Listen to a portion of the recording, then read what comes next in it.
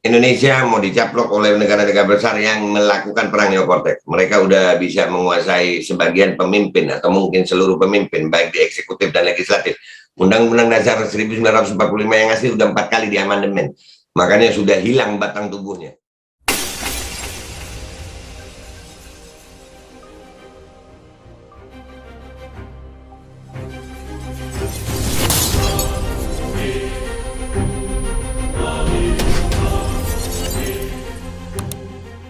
Assalamualaikum warahmatullahi wabarakatuh. Welcome back, selamat datang lagi di channel Babe Aldo bersama gua Babe Aldo yang tetap santuy, tetap akal sehat, dan jangan lupa ngopi. Bismillahirrahmanirrahim.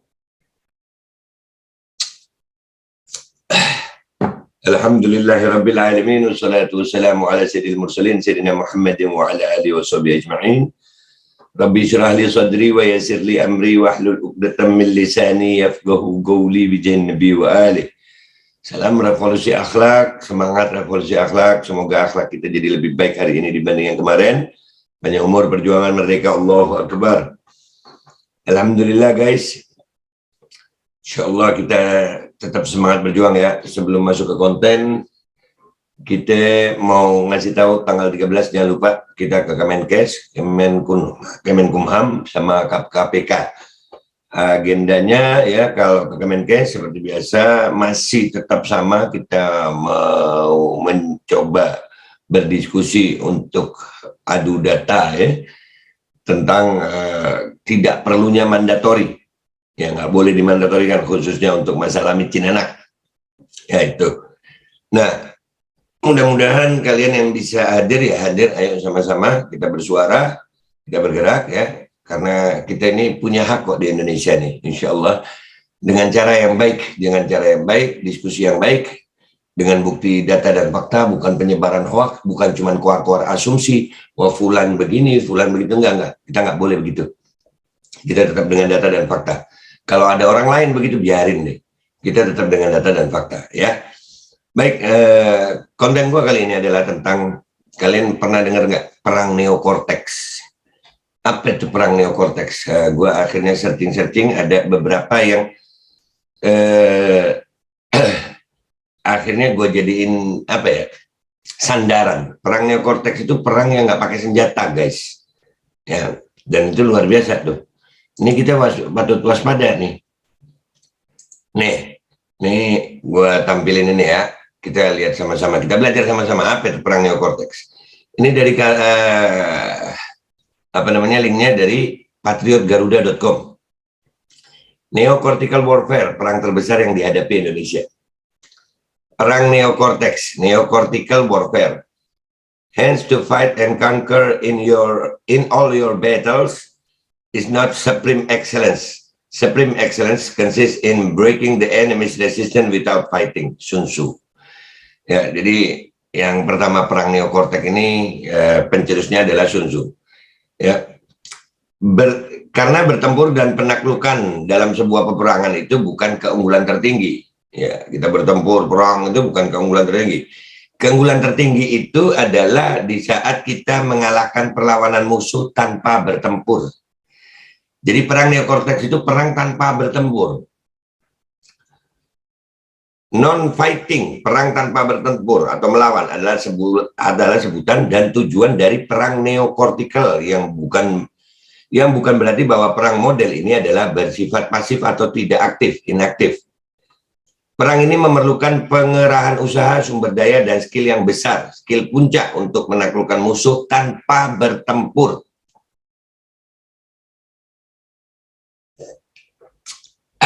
Ini kalau kita punya, ini otak intelijen kita dipakai ya.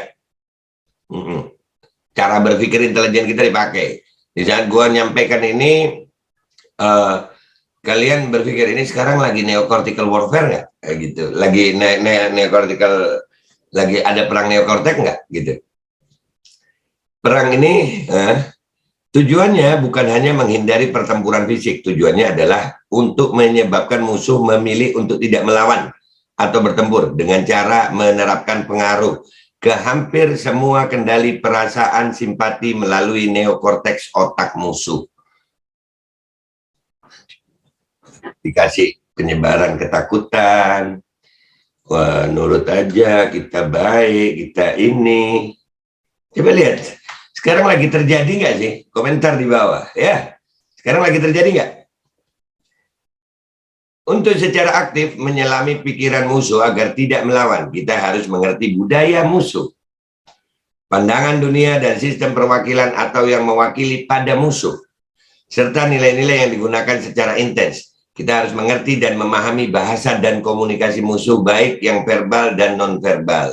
Nah, guys, negara kita tercinta Indonesia ini adalah negara yang luar biasa, bangsa yang luar biasa, hasil alamnya luar biasa, manusianya luar biasa. Dari dulu memang menjadi target bangsa-bangsa asing untuk menjajah bangsa kita ini. Dari mulai peperangan yang dilakukan oleh Belanda, penjajahan yang dilakukan Belanda, Jepang, sampai datang bawa Inggris, ya, dan sampai hari ini. Nah, yang bilang sekarang kita nggak lagi perang siapa? Yang bilang lagi perang siapa? Kalau gue termasuk orang yang mengatakan bahwasannya sekarang Indonesia sedang dijajah dan melakukan peperangan dengan cara neokorteks. Karena apa yang disampaikan di sini semuanya sedang terjadi. Sekali lagi, otak intelijen. Ya, di sini jelas. Untuk secara aktif menyelami pikiran musuh agar tidak melawan. Ini bangsa kita ini kan luar biasa ya. Lihat dah. Mereka lewat peperangan pikiran. Kalau ada yang bilang, wah diserang lu. Diserang, kita perangnya lewat opini. Ya, lewat pendapat supaya apa? Mempengaruhi pikiran. Kita harus mengerti budaya musuh lewat budaya. Nanti yang lihat ya, yang berbau-bau Islam lu, berbau-bau agama, semua agama akan diserang. Karena sekarang ini lagi neokorteks nih kalau gua ngelihatnya. Ini nanti gue diserang lagi nih, diserang lagi. Tapi buat orang-orang yang memang otak intelijennya jalan, kita menyadari hal ini. Dan musuh itu nggak mau ketahuan kalau neokortek ini lagi perang, nggak mau. Kalian lihat aja ya, orang-orang yang protes tentang penjelasan perang neokortek, ya itulah musuh. Ya itulah musuh. Kita mungkin menggunakan alat atau cara atau metode yang sama dengan Richard Bandler dan John Grinders. Neuro linguistic programming adalah untuk memahami bagaimana musuh menerima, memproses, dan pengorganisasian antara pendengaran, auditori, visual, dan persepsi kinestetik. Kinestetik adalah keistimewaan pada orang-orang tertentu yang lebih cepat memahami ilmu atau pelajaran dengan aktivitas dibanding membaca dan menghafal, learning by doing, atau alat peraga. Nah, ada orang-orang yang memang kinestetiknya bagus. Ya, mudah-mudahan kita termasuk tuh. Ya, ini perlu ini. Ini perlu gue sampaikan kepada seluruh rakyat Indonesia yang mau menerima. Kalian lihat aja ya, yang nggak nerima keterangan ini adalah orang-orang yang memang gua merasa terganggu ini. Pengaruh perang neokortek mereka lagi kita bongkar. Ibarat kata penipuan lagi dibongkar caranya gitu. Lu pernah lihat lu pernah lihat acara TV nggak, ada pesulap yang pakai hitam itu yang bongkar-bongkar magician, pesulap-pesulap. Nah, pesulap-pesulap kan marah tuh, lagi dibongkar. Ya, ini kita lagi bongkar. Ya, jadi perang neokortek ini sedang terjadi. Jadi pakai neuro linguistic programming. Bagaimana musuh menerima, memproses, pengorganisasian antara pendengaran dan visual. Kalian lihat aja, mereka punya kelompok-kelompok tuh, ada yang wah, pokoknya kalau pendapat aja, nggak peduli kalau itu cuma asumsi, karena mereka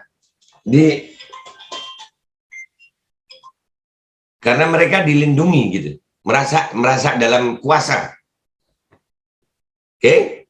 Neocortical warfare adalah cara perang tanpa penggunaan kekerasan, jadi menyimpang dari definisi perang yang diberikan von Clausewitz, yaitu perang dengan tindakan kekerasan untuk memaksa musuh tunduk kepada kehendak kita. Lebih sesuai dengan pernyataan Sun Tzu, yaitu panglima perang yang unggul adalah ia yang dapat menundukkan musuhnya tanpa menggunakan pertempuran. Ya, jadi kalau kita ngelihat ya, sekarang ini perang opini. perang opini. Perang-perang opini, pendapat, ilmu, lewat visual. Dan itu alatnya banyak gitu. Ya, ntar kita terusin ini. Ini nggak apa-apa, agak panjang ya. Yang penting kalian belajar, simak sampai habis. Neo-cortical warfare dan pengaruhnya terhadap Indonesia. Berkembangnya pemikiran ini dipicu oleh kemajuan iptek, khususnya dalam biologi dan psikologi. Orang berpikir bahwa inti perang adalah menundukkan kehendak musuh sehingga mau mengikuti kehendak penyerang, tidak melawan atau mempersulit keinginannya. Nah, ada unsur biologinya di sini. Dalam perang neokortek, karena kecanggihan iptek, kecanggihan teknologi, ilmu pengetahuan dan teknologi, maka biologi itu juga digunakan sebagai biological warfare. Senjata biologi. Nanti kita bahas di akhir ini. Simak sampai habis ini. Ini simak sampai habis. Supaya nggak gagal paham. Untuk menundukkan kehendak musuh, yang penting adalah menundukkan kehendak pemimpin musuh tanpa harus berperang secara formal. Lihat. Apa kata-katanya? Untuk menundukkan kehendak musuh, yang penting adalah menundukkan kehendak pemimpin musuh. Kalau pemimpin sudah ditundukkan, pemimpin itu adalah boneka bagi musuh. Udahlah, lu nurut gue aja. Kalau para pemimpin sudah ditundukkan, ya bawahnya tunduklah. Dikendalikan. Kalau pemimpin sudah dikendalikan, selesai. Itulah kemenangan peperangan. Sekarang sedang seseorang negara lain kalau sudah menundukkan pemimpin kita, sudah, yang bawah tinggal ngikut aja, kecuali ada perlawanan dari rakyat. Kalau pemimpin mau tunduk, ia tidak akan membawa pengikutnya untuk perang melawan penyerang. Bahkan ia akan mengikuti kehendak penyerang. Dan menundukkan kehendak pemimpin musuh tidak harus dengan tindakan kekerasan. Malahan penggunaan tindakan kekerasan mengandung risiko macam-macam. Mungkin serangan dikalahkan atau mengundang pihak lain membantu yang diganggu. Selain itu, tindakan kekerasan pasti perlu biaya besar dan amat berbeda kalau tanpa tindakan kekerasan. Nggak perlu tindakan kekerasan kalau mau menundukkan pemimpin. Loh, ada pemimpin yang gila harta, ya kasih harta lah, tunduk dia. Ada pemimpin gila jabatan, kasihlah dia kekuasaan jabatan, selesai. Itu yang disebut dengan oligarki kekuasaan.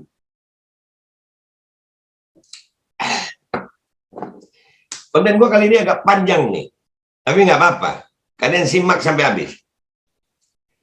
Iptek menunjukkan bahwa kehendak orang bersumber pada otaknya, khususnya bagian otak yang namanya neokorteks. Kalau otak itu dapat dipengaruhi sehingga pikiran orang itu bergerak menguntungkan, maka kehendak orang itu dapat dimanipulasi sesuai kehendak penyerang. Contoh paling sederhana adalah penyuapan yang membuat orang yang terima suap lebih dekat kepada pemberi suap. Dan suapan tidak hanya uang, bisa juga hal lain yang menyenangkan penerima suap, sehingga berubah pikirannya. Ilmu pengetahuan dan teknologi kemudian menemukan bahwa tidak hanya suap saja jalan untuk mengubah cara berpikir orang. Berbagai teknik dapat dikembangkan yang dapat mencapai tujuan sama. Penyuapan, ya pokoknya nyenengin orang, itu cara penyuapan ya, cara berpikir orang. Lewat micin. Bisa emang lewat micin? Bisa. Tahun 2005, ini penting kalian tahu ya. Tahun 2005 Amerika sudah pernah itu melakukan hal ini di Afghanistan. Dan itu gua ada videonya, lengkap datanya, bahwasanya mereka mempengaruhi pemikiran, perilaku rakyat Afghanistan dengan penggunaan penyebaran sakit lewat udara. Orangnya sakit, disuntikkan sesuatu di dalam tubuhnya, lalu udah takluk gitu aja. Namanya modifikasi RNA, mRNA. Pernah dengar nggak lu sekarang? Sekarang pernah dengar nggak? Kalau pernah dengar ya patut dicurigai, patut diduga perang neokortek dengan penggunaan biological warfare sedang terjadi. Nih, kalian perhatikan betul loh ini.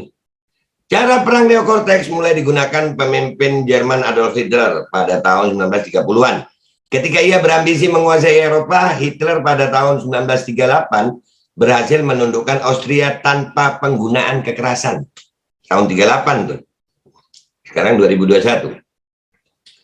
Hitler pula yang mengembangkan tindakan penetrasi ke negara-negara Eropa Barat tanpa kekerasan dengan apa yang oleh pihak lawannya di Barat disebut koloni kelima dan kemudian berkembang menjadi istilah subversi yang sekarang lazim digunakan. Nah, Hitler udah pernah itu. Indonesia gimana sekarang? Coba perhatikan Indonesia sekarang. Undang-Undang Dasar 1945 yang asli itu udah 4 kali amandemen. Sehingga menghasilkan Undang-Undang Dasar 45 yang sekarang itu sampai apa? Presidensial threshold 20%. Itu apakah bukan mengubah cara pikir? Kenapa sampai jadi 20% begitu? Kalau 20% begitu, itu memberi kesempatan para musuh itu bisa mengendalikan dewan. Makanya sekarang kalian kalau melihat anggota dewan, ya, anggota dewan bisa apa? Nggak bisa. Nggak bisa apa-apa. Kalah sama lawan. Ya lihat nih. Anggota dewan itu sekarang wakil rakyat atau wakil pemerintah. Bahkan sepertinya anggota dewan sama pemerintah itu bekerja sama.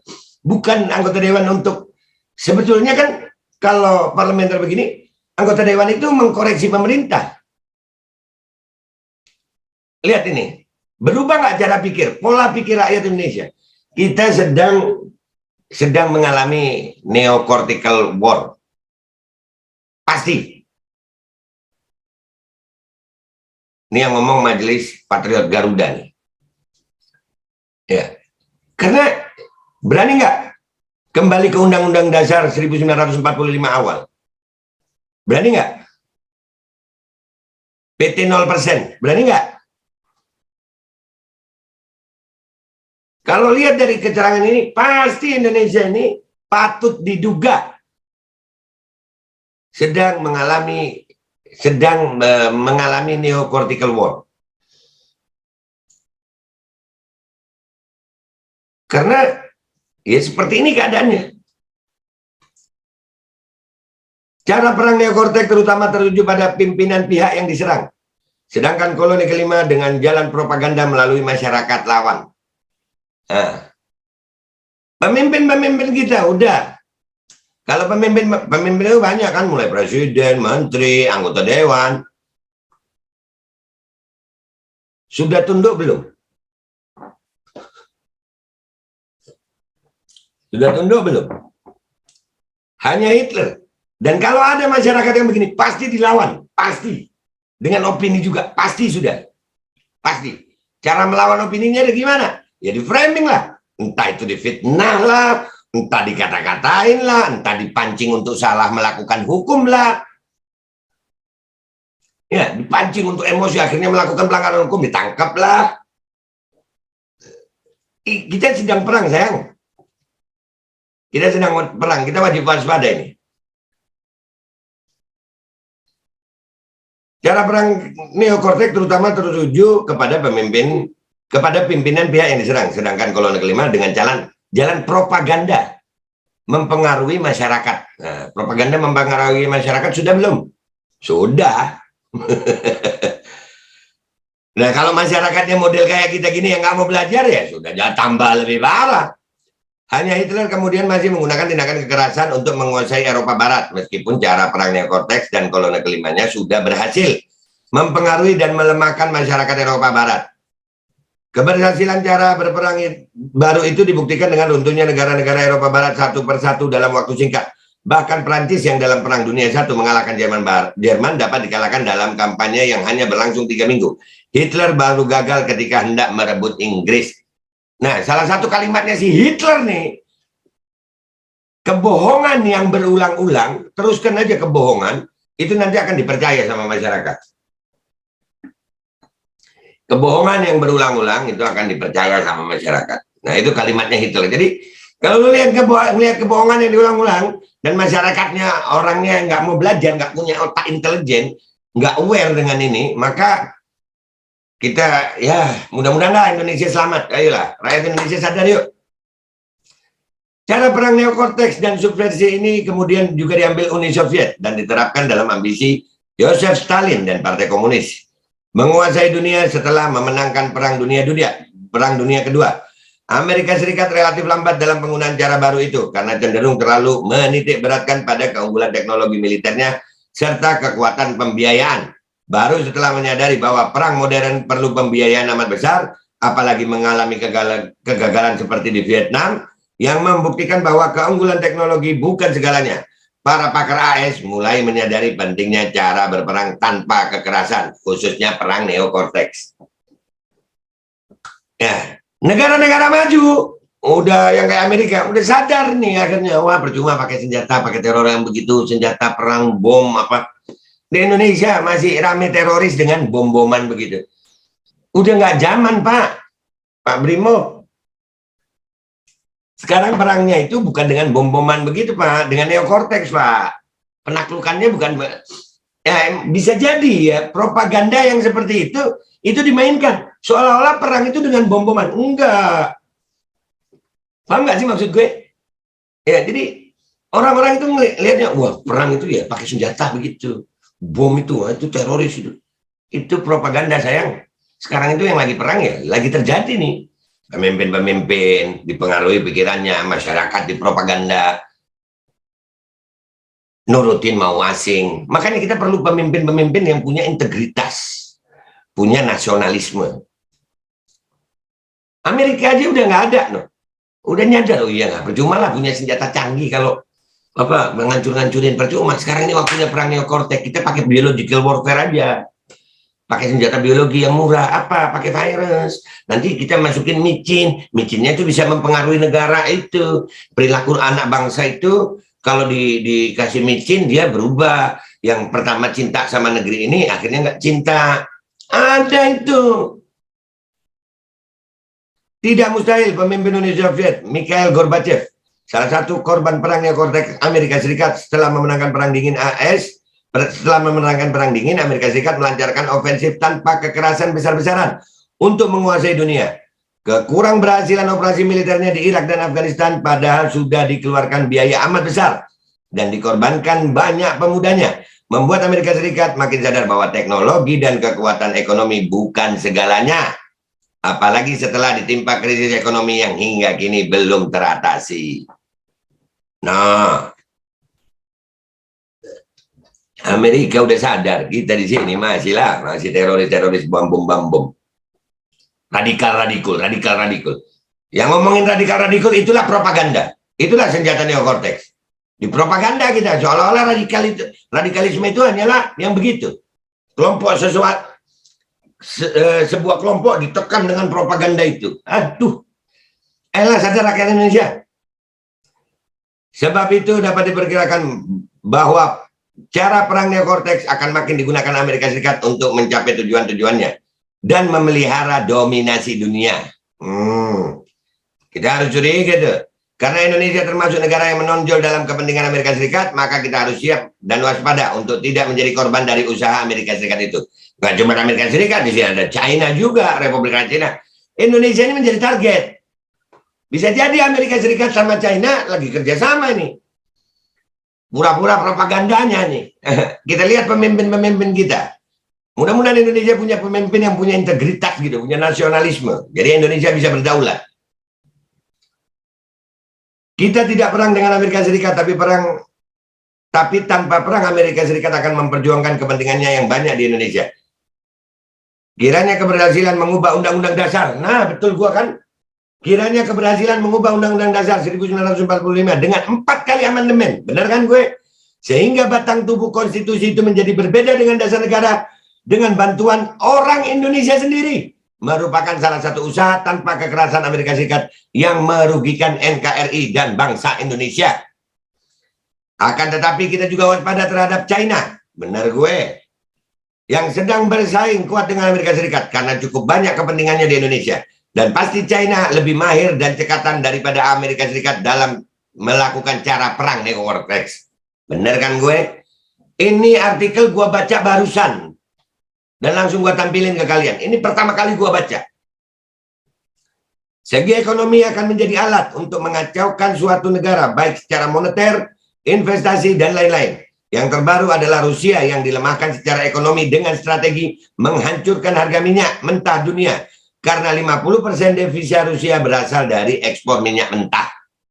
Sebelumnya Ukraina telah terjadi kekacauan dalam negeri akibat perang proksi antara pemimpin dukungan Barat NATO dan pemimpin dukungan Rusia, di mana tekanan ekonomi Ukraina menjadi faktor penentu dukungan kepada pemimpin pro NATO agar Ukraina segera bisa bergabung dengan EU. Bagaimana Indonesia? Mental pemimpin yang selama ini menjadi incaran dari perang neokorteks ini, baik eksekutif dan legislatif, di mana pengawasan terhadap korupsi, kolusi, dan nepotisme masih lemah, dan mental dan integritas para pemimpin baik di pusat dan daerah yang masih dipertanyakan, maka dengan mudah kebijakan bisa dipengaruhi. Sangat mudah kalau pemimpinnya nggak punya integritas. Waspadaan pada mereka-mereka yang bekerja bukan demi kepentingan nasional, tetapi menjadi agen di dalam untuk kepentingan sang penyandang dana dan kepentingan memperkaya diri sendiri. Ingat, dana Cina itu besar, bisa membiayai segala keperluan satu kabinet beserta seluruh penghuni gedung legislatif. Pakai duit, pakai duit. Belum lagi serangan ideologi dan perang pemikiran yang berbungkus hak asasi manusia. Ideologi, lihat no, muncul orang-orang yang ngomong dengan asumsi, teriak-teriak di TV. Asumsi aja, oh ini nggak Islami, ini karena nggak ada buktinya. Dia caci maki, padahal nggak ada caci maki. Mereka gunakan itu dengan kekuatan uangnya. Mereka akan berteriak pada kasus yang dianggap bisa melemahkan dan mengacaukan kita dari dalam. Atau istilah standar ganda pada kasus-kasus tertentu saja mereka berteriak. Nah, kalian lihat kelompok-kelompok orang-orang yang cuman berteriak pada kelompok tertentu. Nah, ya udah itu, neokorteks. Contoh pembunuhan aparat Irian Jaya. Tidak terdengar suara HAM yang lantang. Berbeda dengan saat OPM terbunuh. Karena adanya kontak senjata dalam suatu operasi militer. Coba lihat loh. Lagi terjadi nggak? Perang ideologi antara ideologi Pancasila dan liberal. Pembentukan ideologi Muslim dengan ideologi liberal. Pembenturan ideologi Muslim dengan ideologi liberal. Dan lain-lain. Yang bisa dibuat isu dan menimbulkan kekacauan di dalam negeri kita. Kita sedang perang neokorteks. Ayo sadar. Sadar. Kita akan sambung nanti ini, ya, kita sampai di melawan neocortical warfare. Sekarang kita cukup sampai di sini dulu yang pertama, neocortical ini. Ini mengenal tentang perang neokorteks dan kita sedang terjadi itu. Mudah-mudahan kita sadar, ya. Share video ini. Mudah-mudahan ini rakyat Indonesia bisa sadar kita sedang mengalami perang neokorteks. Indonesia mau dicaplok oleh negara-negara besar yang melakukan perang neokorteks. Mereka udah bisa menguasai sebagian pemimpin atau mungkin seluruh pemimpin baik di eksekutif dan legislatif. Undang-Undang Dasar 1945 yang asli udah 4 kali diamandemen. Makanya sudah hilang batang tubuhnya. Dan ini harus kita waspadai. Bangkit rakyat Indonesia, bangkit Indonesia harus bangkit. Kita perlu untuk melakukan perlawanan terhadap perang neokorteks ini lewat perlawanan pemikiran. Sebisa kita lah, gua nggak tahu ini siapa gue sih. Mestinya yang ngomong begini nih bukan gue, para ahli. Ya, mestinya para pejabat yang punya kekuasaan, yang masih punya integritas, nasionalisme, jiwa nasionalisme yang tinggi, mestinya mereka yang berbicara ini. Tapi ini Allah tunjukkan nama gue, dan insya Allah ini bisa jadi manfaat buat semua, buat rakyat Indonesia semuanya. Kita akan melakukan perlawanan terhadap neokorteks ini. Karena gue yakin sekarang kita lagi begitu. Perang neokorteks. Ini kalian share ya, kalian pelajari. Nanti kita sambung ini. Perang neokorteks jilid 2 dari gue. Ini yang pertama ini ya. Episode pertama. Nanti ada episode kedua, bagaimana cara melawan neocortical warfare. Itu aja dari gue. Di-share, dipelajari, diulang-ulang. Gue minta maaf kalau ada salah. Wabillahi taufiq wal hidayah. Wassalamualaikum warahmatullahi wabarakatuh. Semangat belajar, semangat belajar. Konten-konten yang lain tetap gue bikin.